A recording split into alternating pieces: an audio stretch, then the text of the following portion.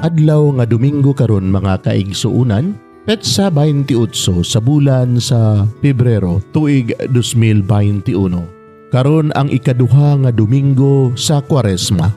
Ang pagbasa kinutlo gikan sa Ebanghelyo sumala ni San Marcos, Kapitulo 9, versikulo 2 ngadto sa 10. Gidala ni Jesus sila si Pedro, si Santiago ug si Juan ngadto sa usa ka taas nga bukid diin didto walay laing tawo gawas kanila. Og samtang nagtan-aw sila kang Jesus, nausab ang iyang panagway.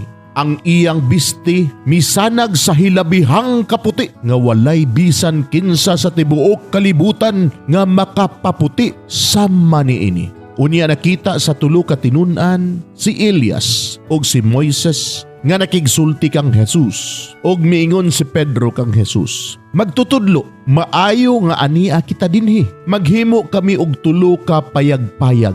Usa alang kanimo, usa alang kang Moises, og usa alang kang Elias. Nakaingon siya niini kay wala siya mahibalo kun unsay iyang isulti kay nangalisang man sila.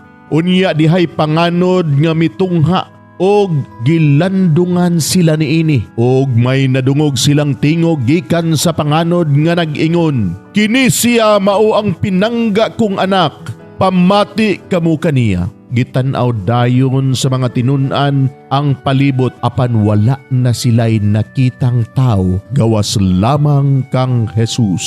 Sanang lugsong na sila sa bukid, gidid-an sila ni Jesus sa pagpanugilon kang bisan kinsa sa ilang nakita, hangtod nga ang anak sa tao mabanhaw na. Gituman nila ang iyang sugo apan naglibog sila kun unsa ang kahulugan sa giingon niyang pagkabanhaw. Mga igsuon, ang Ebanghelyo sa Ginoo. Daygon ikaw o Kristo.